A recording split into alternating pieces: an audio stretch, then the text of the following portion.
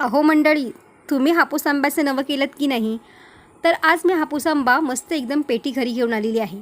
तर आज आम्ही इथे हापूस आंब्यापासून मस्त एकदम चटपटीत अशी लागणारी जशी बाजारात मिळते तशीच त्याच चवीची आपण फ्रुटी तयार करणार आहोत. तिथे मी आंबा इथे मी बारीक फोडी करून घेतलेली आहे. त्याचबरोबर आपल्याला अर्धी वाटी साखर घालायची आहे आणि ते 4 ते 5 मी कच्च्या आंब्याची फोडी घातलेली आहेत.